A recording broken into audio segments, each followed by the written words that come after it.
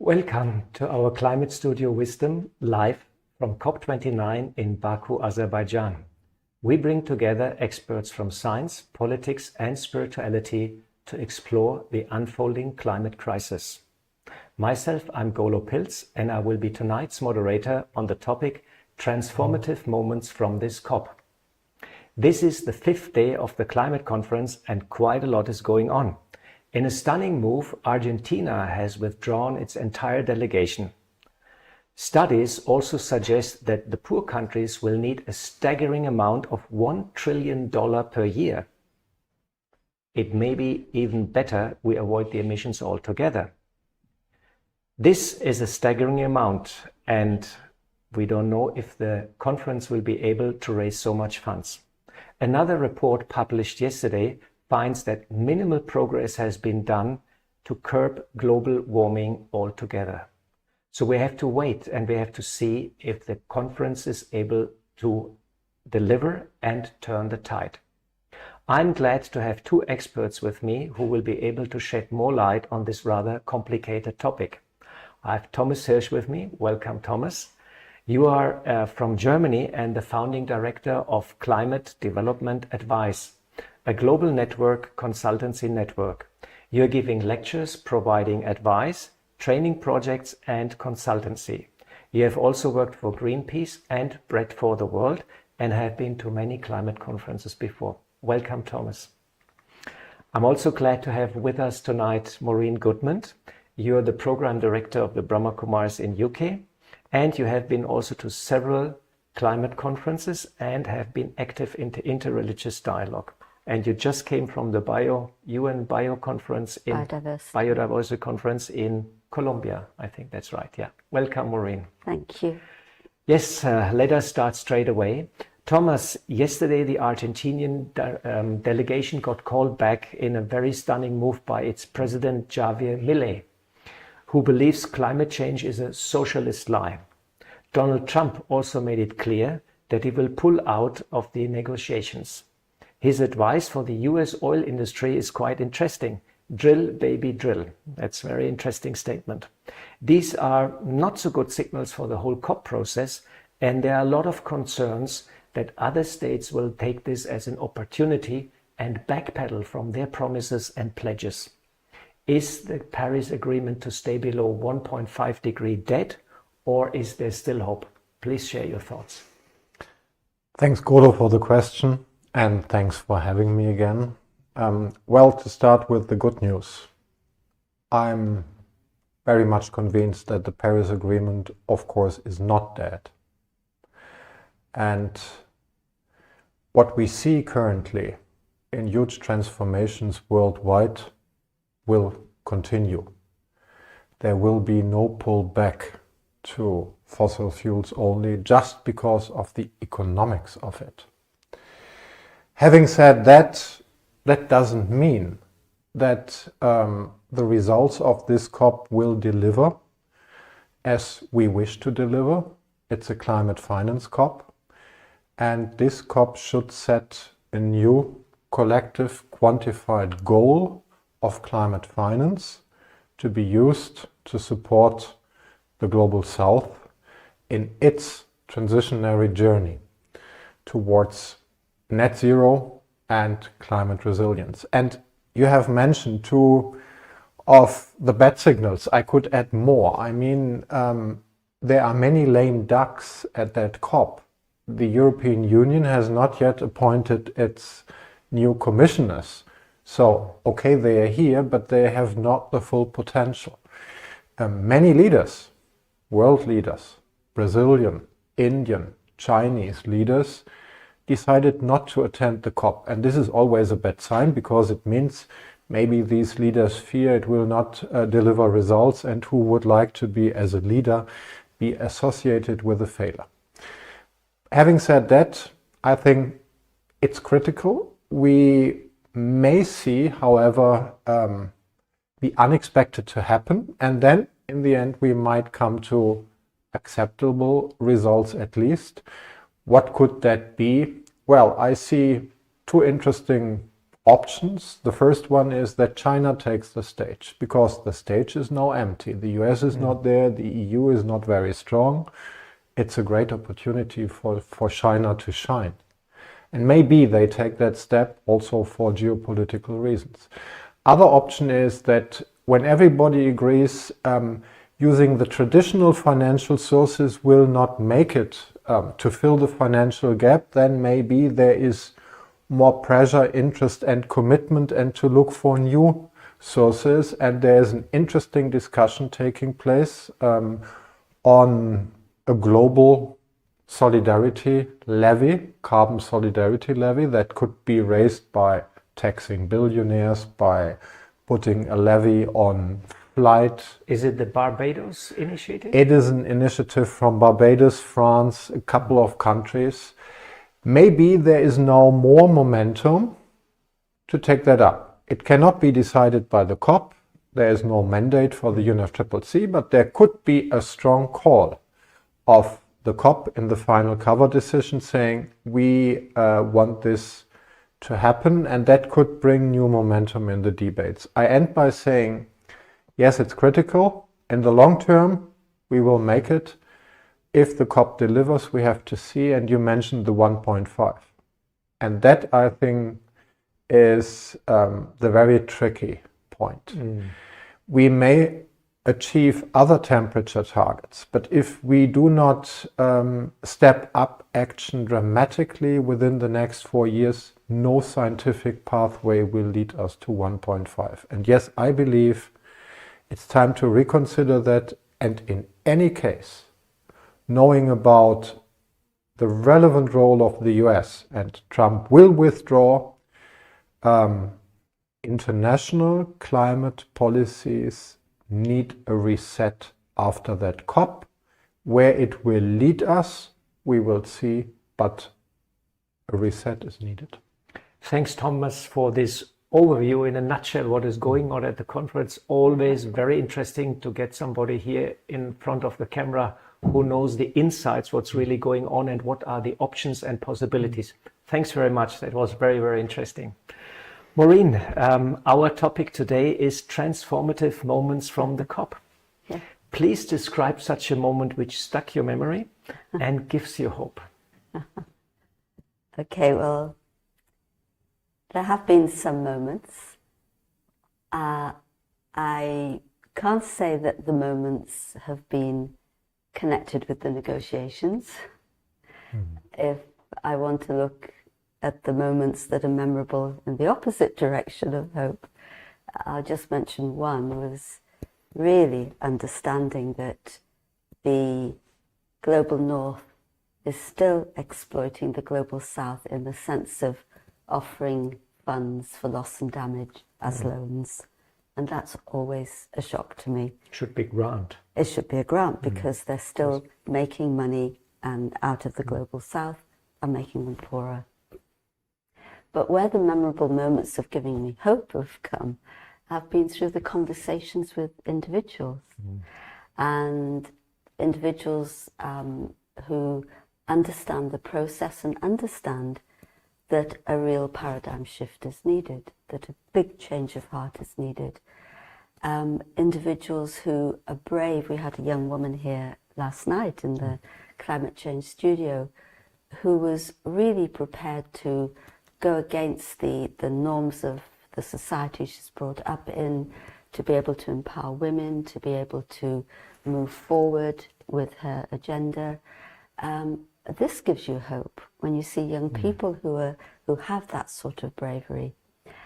But also what gives me hope, there was a little encounter yesterday, and you see how people, it doesn't take much to turn somebody's perspective around. Not that I can do that in some magical way, but in the sense that I just got talking to somebody who I was sitting next to having my lunch, and you know, he was saying that when he first heard about the US elections, he didn't want to get out of bed almost, you know. He said, that's it, you know, I'm just in despair. And And then I quoted to him something that I heard in one of the sessions, and it was in the high-level segment. And I can't remember who said it, I wish I could. But they made the statement, despair is not a strategy. He stopped. Oh. You know, it like touched something inside him. And then, you know, we have these little affirmation sayings that we have for the environment. And so I gave him one. And I could just see his face lit up. And, you know, I think these are moments where if you can empower someone or just share something that helps somebody see things in a different way, then this gives us hope for the future because, you know, change has to happen with individuals and hopefully key individuals who have a really profound change of heart. That's a wonderful story. Thanks for sharing, Maureen. Yeah, hope is very important for the climate conference. Absolutely. And Thomas, you have advised Bread for the World. I think it's a Christian organization, very active all over the world in many, many projects. And in this capacity, you got a very good insight about the interreligious dialogue at the climate conference. I remember in Sharm el-Sheikh also, we had a detailed discussion about a strategy also for us. What is your advice for faith-based organizations to get out of their niche and really have impact? Because right now, it's quite obvious we can say something, we can make a statement, but it doesn't have really much impact, despite we represent 85% of the world population. What is your idea to get out of the niche? First of all, get out of the niche. And it can bring so many good things. Having said that, I have a number of suggestions to you. Well, the first thing is where faith or faith leaders or organizations can play a very relevant role is to reach out to your constituencies. I'm pretty sure that even within Brahma Kumaris, only a minority really has an in-depth understanding of climate change and is really moved by these questions. We just need to be aware of the fact that despite of all these conferences and climate catastrophes happening everywhere, a huge majority of people have not yet fully understood, or even partly, what climate change is and that we need a transformation. Second thing, reach out in the countries where you work to other faith groups and to the government to provide the moral compass, to provide your suggestions, to work with them, to talk to them, and you can move them. I'm pretty sure many of them are believers. Use this opportunity. A COP is one moment, but the year is so long. Start with that in the beginning of the year and do it throughout the year. Number 3, when you want to provide real advice, when you want to be heard, it's not enough to talk about principles. Be more specific, because in the end of the day, a government needs to decide on very technical or legal aspects, and you may not be in a position to give advice on all of that, but maybe on loss and damage, as you just mentioned as an example. And those points where you think we have an in-depth understanding, go deeper and provide more specific advice. All right. Second last point, if I can add 2 more, I think it would be a real chance to bring into contact or in dialogue faith and science. In these times where we have so many fake news, it's good for science to be backed by someone who provides moral compass. And on the other hand, if you work together with science and science provides facts to you, it would be a powerful alliance. Last point, the next COP in Belém is only 1 year away. If you take some of these steps in the meantime, go well prepared to the COP, and that for me means engage early with the Brazilian government and bring an interfaith high-level group speaking with one voice, having one concrete message to bring, and then engage at the COP at highest possible levels with Lula himself. All right, these are a lot of points, and I'm sure Maureen has listened very careful. I wish I had a notebook. Afterwards, I'm going to write them all down. It's recorded, don't worry. Maureen, you are quite busy in the interreligious dialogue and at many programs also at the pavilion, at the Interfaith Pavilion. And we also conduct regular meditation here. You heard the comments from Thomas, and do you see a pathway that we get away from the paradigm of profit maximization to a new paradigm of love and compassion? Yes. But first of all, just to comment, I mean, I really take on board what you're saying, and a lot of those things are happening already. There has been, there was a high level, let me get the wording right, summit of faith leaders in Abu Dhabi before COP28. It was very powerful and very meaningful. And there was also a segment bringing on gender issues, but also a segment bringing faith and science, spirituality and science together. And that was very meaningful. And there has also been a high-level faith leaders summit here too. But we have more hopes. We have hopes in Brazil that this will happen again. There might be something else in Abu Dhabi itself. So that attempt is definitely there. And the sharings that happened were very profound. They weren't ordinary, I would say. They were with profound realizations. You're very right that we need to move towards really engaging with governments and finding the pathways to do that. And this is where, you know, there's it's not so easy. There is talk of an advisory body being established, which will work parallel with the governments, but it's taken a long time for the voice of faith to be really heard. In the CBD, in the Biodiversity Conference, and I've mentioned it here in the studio before, that we talked about when the faith leaders met the executive secretary, we talked about the voice of faith and the voice of science having equal importance.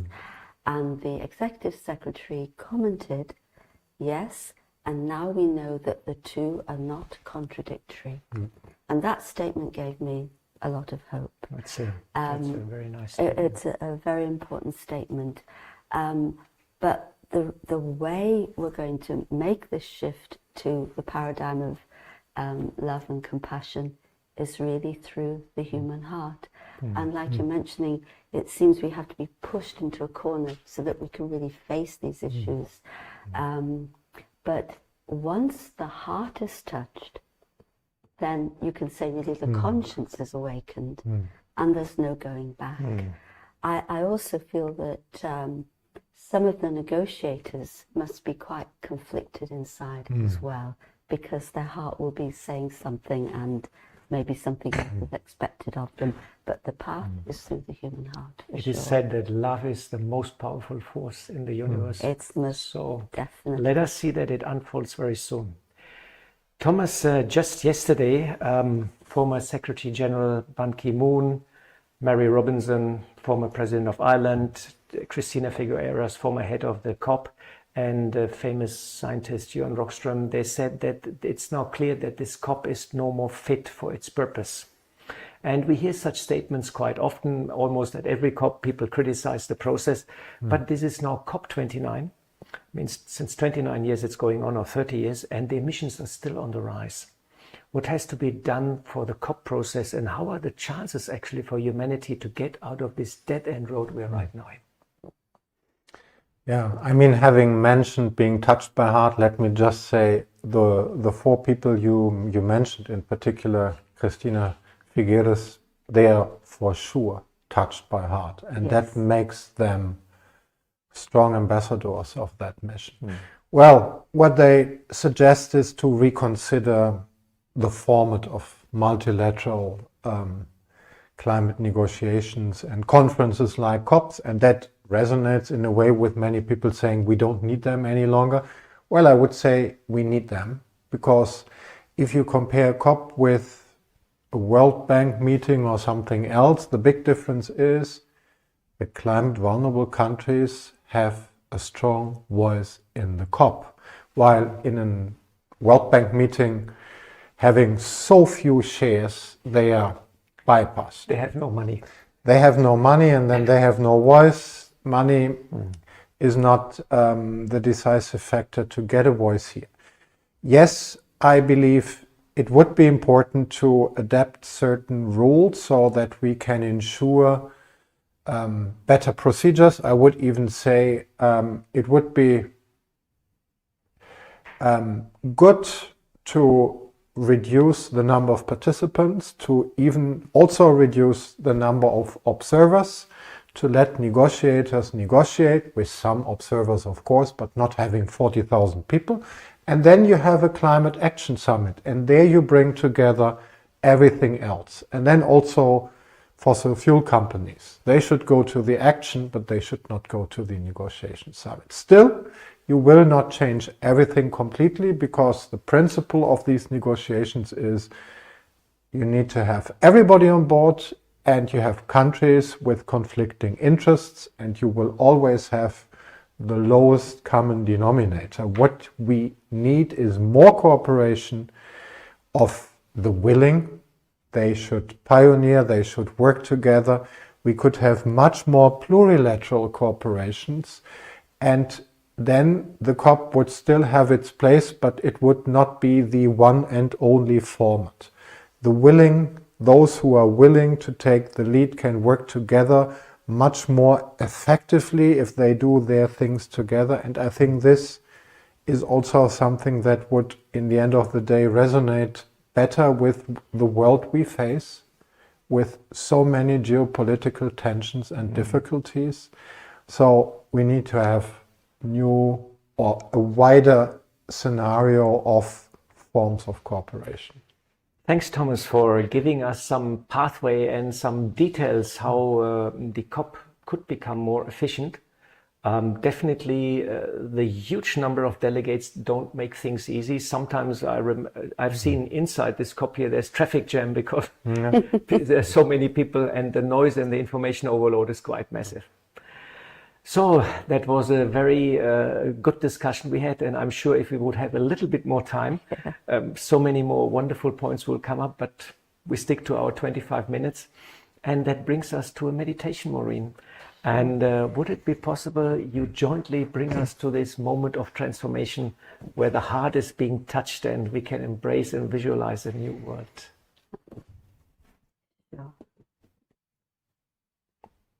So let us sit quietly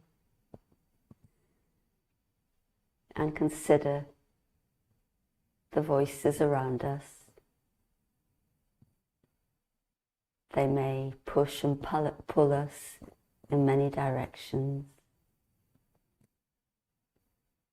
but I mustn't allow the chaos around me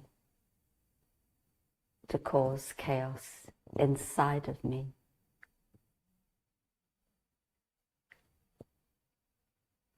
Let me instead listen to the voice of my heart, listen to the voice of my conscience, and in this listening there is transformation, because my heart tells me that what is needed is the transformative power of love. and the expression of love through compassionate action.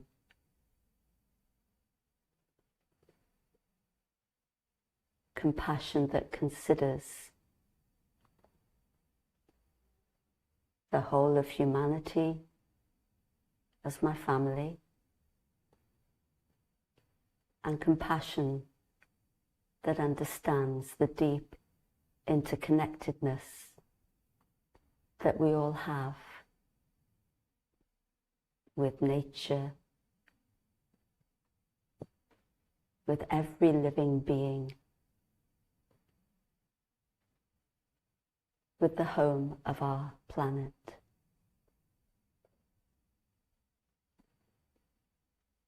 As I live by these principles,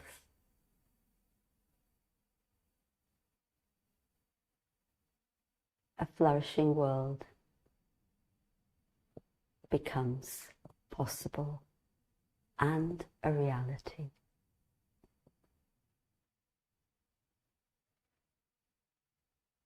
Thank you. Thanks, Maureen, for taking us to this moment of transformation and a beautiful world. Thanks also, Thomas, for being with us and sharing your insight. It was very, very valuable to get a bit inside what's going on and what are the possibilities. Thanks also to our patrons and sponsors and all the volunteers behind the camera who make this live studio possible. Please join us tomorrow for another session of our climate wisdom. And for details, please visit our webpage. And last not least, thanks to you, our global audience, for being with us.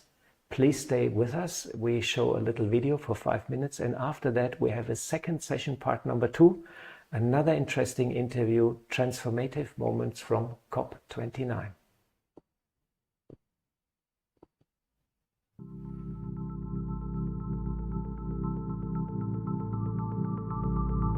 Founded in the year 1936, Brahma Kumaris has activities in more than 110 countries across the globe. With its headquarters located in Mount Abu, Rajasthan, India, the Brahma Kumaris World Spiritual University is a socio-spiritual, non-governmental organization, NGO, with affiliations in many UN bodies. It started with affiliations in the year 1980 with the UNDPI, United Nations Department of Public Information, followed by affiliation from ECOSOC, observer status in UNFCCC, UNCBD, UNEP, and recently in UNCCD. COP and COIS. Brahma Kumaris delegates participate actively in these events for providing spiritual dimensions to decision-making, action planning, and helping to obtain a more holistic approach. Brahma Kumaris is also an active member of Green Interfaith Dialogues. In 2011, Brahma Kumaris and World Renewable Spiritual Trust were recognized by the Ministry of Science and Technology as a scientific and industrial research organization. India One Solar Thermal Power Plant is one of India's largest solar projects with a capacity of 1 megawatt. It is functional since 2017.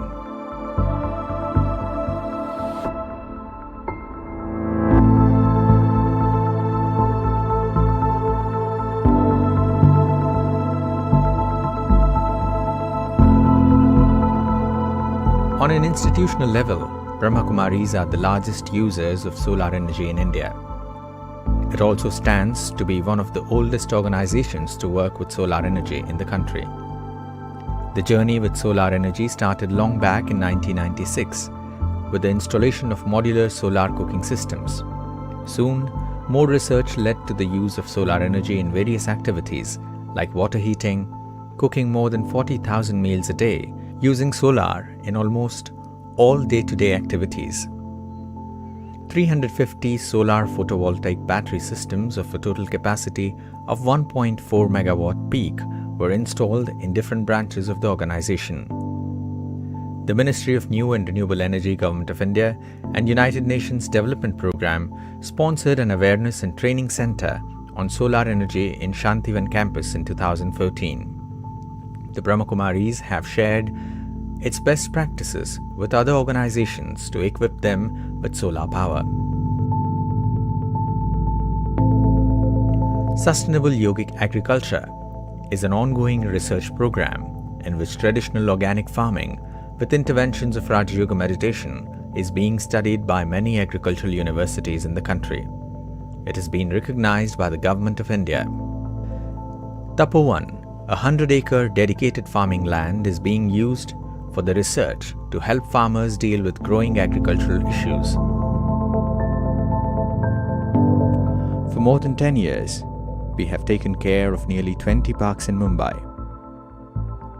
Our very own Peace Park in Mount Abu is home to thousands of varieties of flowering plants. Our lifestyle, discipline of vegetarianism, is also a way of decreasing our carbon footprint. The Brahma Kumaris Gyan Sarovar Academy for a Better World was presented to Habitat 2, the second United Nations Conference on Human Settlements held in Istanbul, Turkey. It was recognized as part of the Best Practice Initiative for Human Settlements.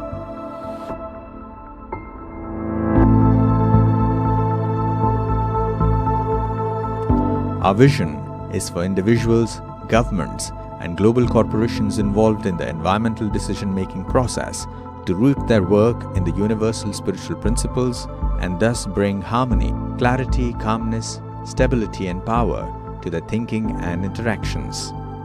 It is the aim of the Brahma Kumaris to highlight the relationship between our awareness and the technology we choose. We believe that a holistic approach based on peace, cooperation, and love is the key to a sustainable future.